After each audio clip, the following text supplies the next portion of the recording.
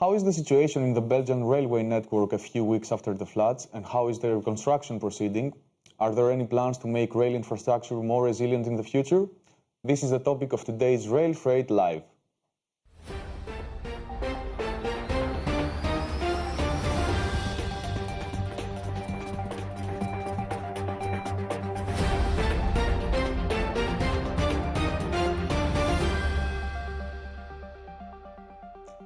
Hello everyone, it's Friday 13 August and online with us we have Thomas Baeken from Infrabel and Dmitrij Hasenkampf from DB Cargo Eurasia. With Thomas, we will look at the situation of the Belgian railway network after the devastating floods that damaged a big part of the country's railway infrastructure. Later, with Dmitrij, we will discuss DB Cargo Eurasia's accomplishments in 2021, but also his participation in the upcoming RailFreight Summit 2021 in Poland. But before we continue the discussion, let us take a look at some footage from the field operations taking place in Belgium to restore the country's railway network.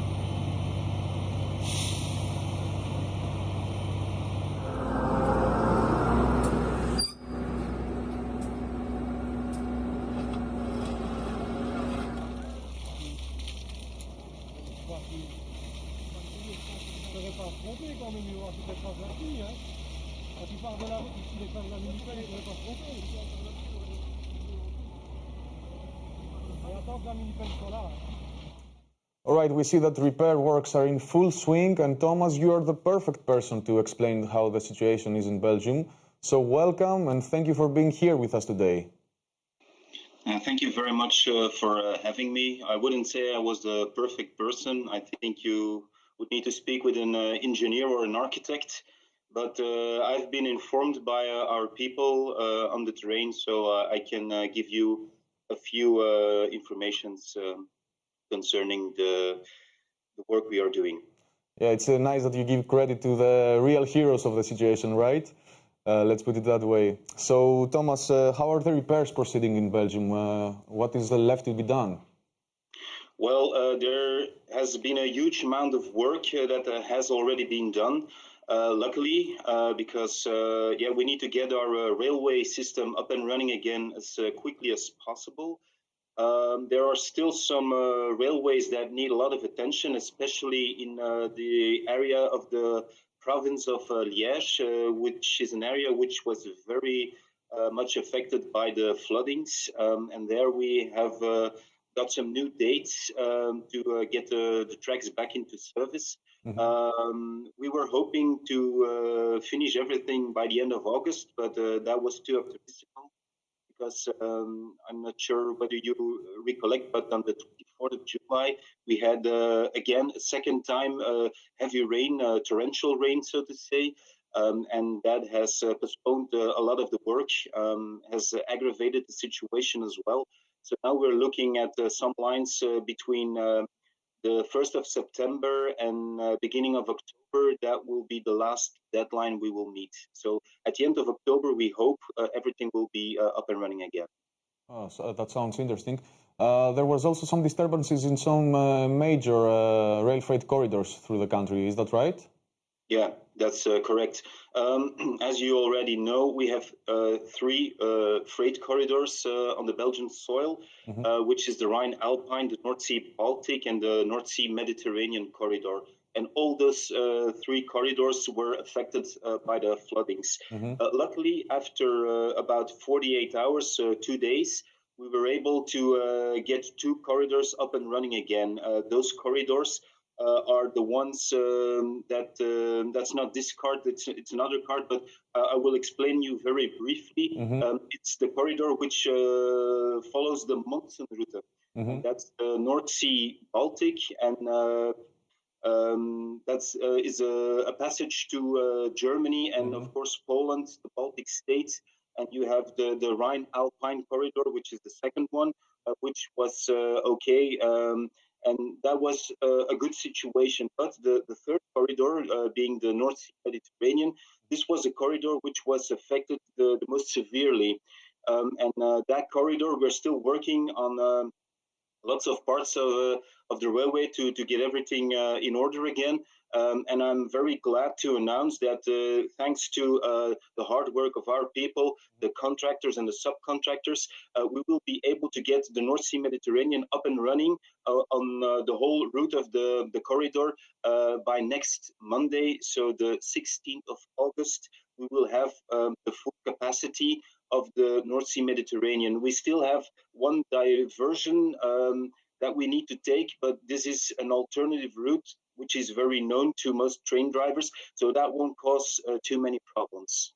So we have great news for the industry. The North Sea Mediterranean corridor opens again this coming Monday.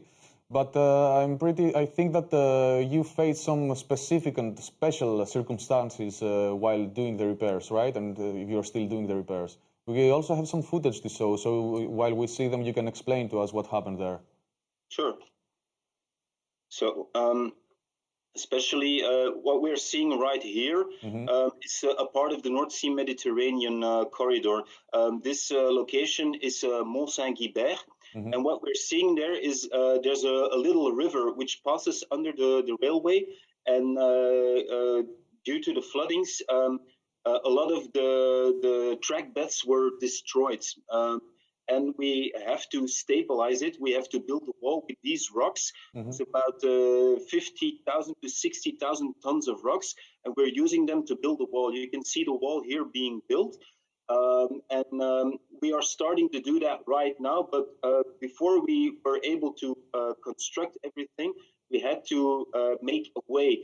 On the left-hand side corner of the picture, you can see a road we had to build ourselves, because all the other means to get to the site, to access the site, were destroyed. And on the right-hand side, of course, you see all these houses, and you can't destroy the houses. So we had to work for almost 3 weeks just to get to the site in order to start the repairs. And that is really a mammoth task. And we're hoping to clear this part of the line of the North Sea Mediterranean by August the 30th.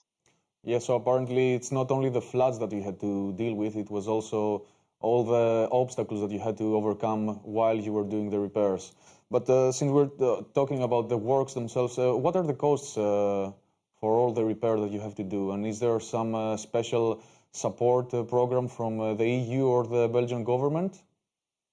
That's a good question, Nikos. We are still looking into the costs. I can't give you a specific amount, but what I can tell you is that this will probably be in the tens of millions costs of repairing everything. This has to be paid upfront, of course, by us, by the infrastructure manager, and that's a huge tab to pick up, so to speak. But we're hoping that we can recoup some of the costs via our insurances, of course, and we are talking with our specialists to see how many of the damage we can recoup money-wise. And of course, we are looking towards Europe as well, towards our government, to see whether there are some financial aids in the form of a relief fund. But those talks, those negotiations are still ongoing, so I can't really give you more details or more specifics about that one. And yes, we're talking about the present, but what about the future? Are there any steps that need to be taken in order to make the infrastructure more resilient in such situations and extreme weather conditions? I mean, I'm pretty aware that these floods were unprecedented, but is there something that you as infrastructure managers can do to avoid such damage in the future? Again, that's a very good question, Nikos. As you said, the floodings, the torrential rain was pretty unprecedented for Belgium. But what can we do to make sure that our infrastructure is guarded, protected against these kind of cataclysmic events? There are some rules. We have to follow the law, and you have some rules which are stipulated by Europe concerning building infrastructure, as my colleague from Germany most probably will know as well. you have. I'll try to be brief, but it's something an engineer explained to me because I'm just a poor little spokesman. I just giving you the information I got myself, but you have three categories. You have infrastructure, which needs to be able to withstand an event, a catastrophe, which happens once every 10 years. You have another category. Thomas? 100 years.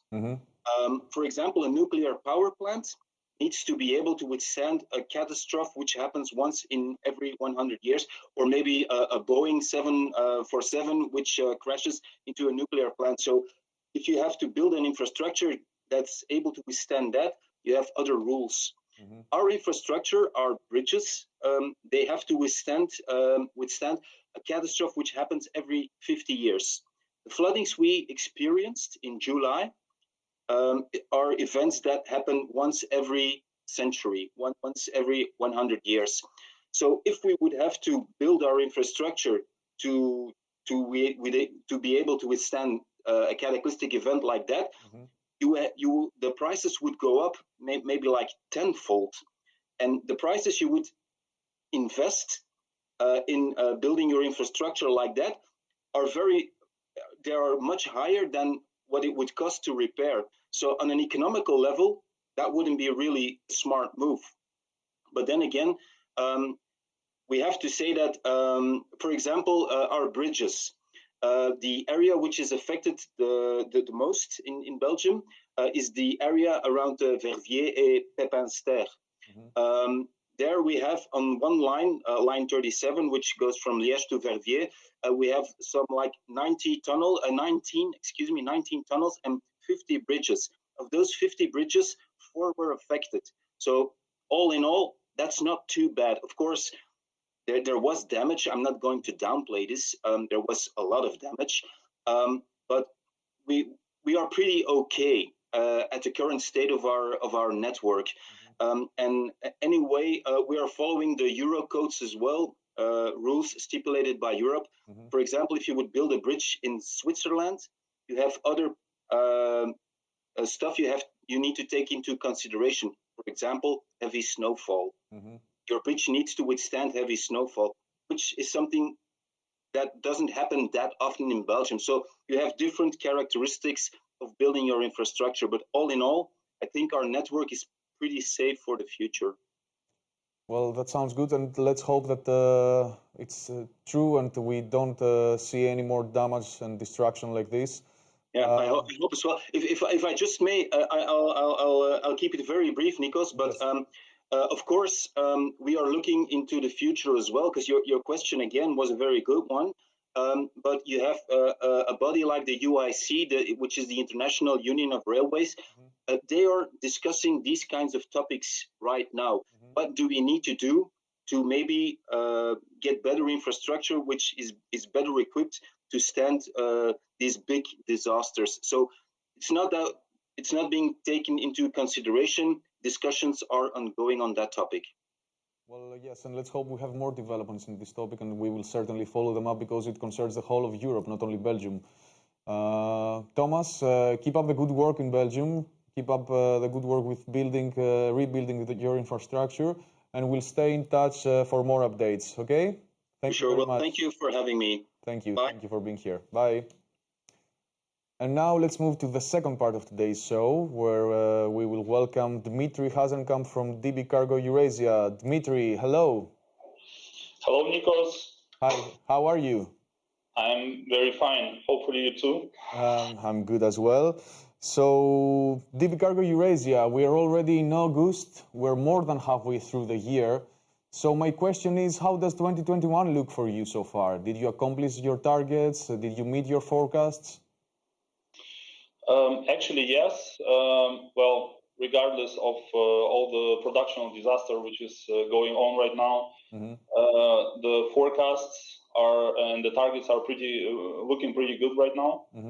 And hopefully it will stay like this until the end of the year, except the production disaster, of course. Yes. Hopefully we can find a way to deal with that. and find a solution for all the issues that are coming up. By the way, greetings and the best wishes to the colleagues in Belgium. Mm-hmm. Yeah, in Germany there was also a similar situation with the flood, so I think there is a common understanding and solidarity in this sense. Absolutely. So in Q2 of 2021, DB Cargo unleashed a storm of new Eurasian connections. Which are they? Do you want to talk to us about them? Yes. Well, first of all, we launched a train between Hefei and Wilhelmshaven. Mm-hmm. The regions have very good cooperation among each other, and we were blessed to be chosen as an operator for this train. Mm-hmm. Then we run a train from Xi'an to Paris, which has also been a challenge for us, and I think we gratefully accepted this as well. We had a train from Homa to Hamburg. Homa is a new origin for us, a very new operating platform in China. They have not been granted a lot of block train slots, but the ones that they have, we run for them to Hamburg, and are also very thankful for that opportunity that we have been given. So not all the destinations that you are connecting are already exist in your network, right? Some of them are new. No, for example, the destinations like Xi'an to Tilburg, also a train which we are running via our product via the Baltic Breeze, via Kaliningrad, Rostock. Mm-hmm. Or, for example, Nanjing to Tilburg. There are a lot of customers which are new to the market, and we of course try to concentrate also on this segment of the market. Mm-hmm. New smaller platforms that have not been a part of the One Belt One Road so far, mm-hmm. but we try to serve them as well. Okay. And regarding Europe, we see that you choose a variety of destinations to link them with China. What are the criteria to choose those destinations? Well, first of all, the terminal is being appointed together in a partnership relationship with the Chinese platform. Mm-hmm. Basically, they formulate a demand, and we try to help them choose the right terminal. The criteria are, for example, like connectivity. How well is the terminal connected to other destinations in Europe? As not all of the containers are going to exactly the destination which we are going to. The capacity is a major issue right now in Europe. We try to find a terminal which has a capacity, which doesn't have a capacity issue so far. And of course, one criteria to be considered is, of course, the customs issue. Mm-hmm. We are dealing with the customs cargo, and all of the customs requirements need to be met in the terminal. Mm-hmm. And what about the transport of dangerous goods? In your wish list for 2021, you included the transportation of dangerous goods through China. Are there any developments in this regard? Do you have any news? Yeah, this topic is very big right now. We communicate with the China rail authorities on a regular basis. Mm-hmm. Unfortunately, the colleagues cannot travel to us, and we cannot travel to them in order to exchange experience in person. But those meetings we try to organize online at least. We try to provide all the experience that we have. Exchange the cases that we have already been through, and kind of convince the people that the dangerous transportation is not very dangerous as it sounds. Mm-hmm. And but until yet we didn't manage to organize the transportation, but we are looking forward to the future. This might be the case in the next year. Maybe we can travel, and maybe they can travel to us, especially. They want to see the plants of batteries. They want to see the packaging.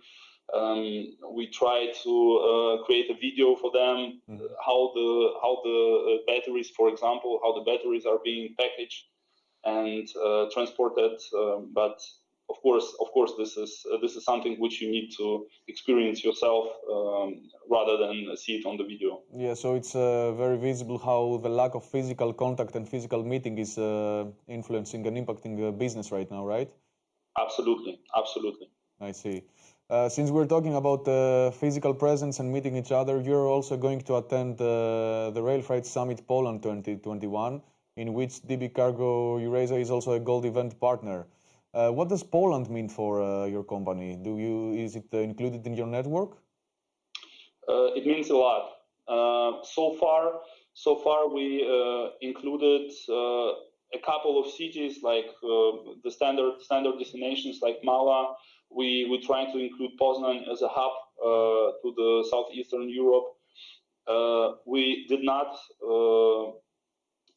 We honestly have not been very successful in this, but Poland still plays a big role in our transportation, as this is a major transit country, and we have a productional entity there in DB Cargo Polska. We have our border agent in DB Cargo border agent at the border in Małaszewicze in order to smoothly proceed with our shipments. So Poland has been great and a big factor for us so far, and we are trying to involve Poland as a destination actually into our network.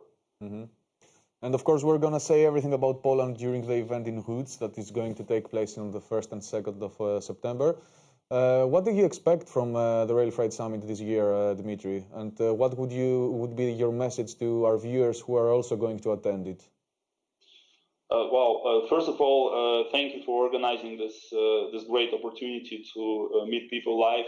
I'm looking forward to this event, and I think like you said, the personal presence has been missed throughout the whole COVID pandemic situation, and I think this is very important for our market, that we, as a market participants, can meet at one place and discuss the topics that have been bothered us throughout a couple of months yet, because the last meeting that was in Poznan, I think. Yes, guys. And the message to the attendees would be: don't be shy, experience the whole event to its fullest. Make networking. We will be there as a stand. We will have a stand there. You can always visit us at the stand. We will have our sales representatives there. We might be able to create a solution for you, maybe already at the summit. So please don't be shy. Network with the people. Experience things.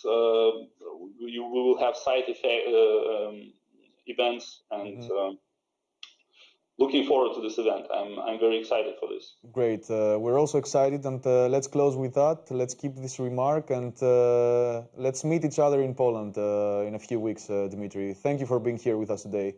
See you there. Thank you for having me. Bye. Bye. Have a great weekend. You too. Thank you. And now let's see a short clip from DB Cargo Eurasia.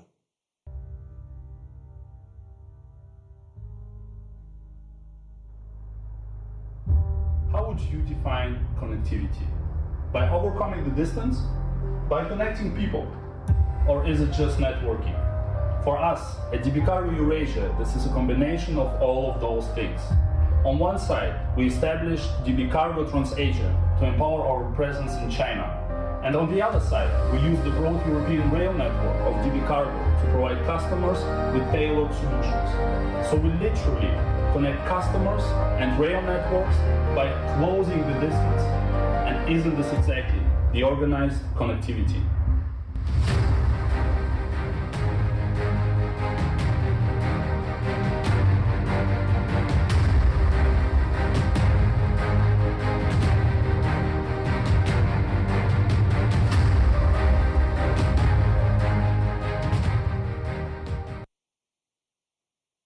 All right, and we have reached the end of today's show. Thank you for watching, and don't forget to subscribe to our YouTube channel and stay updated on the latest industry news. Goodbye for now and see you next week.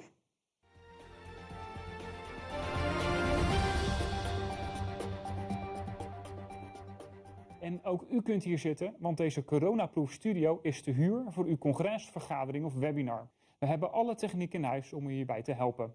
Kijk voor meer informatie op promedia.nl. Ik zie u graag in onze studio.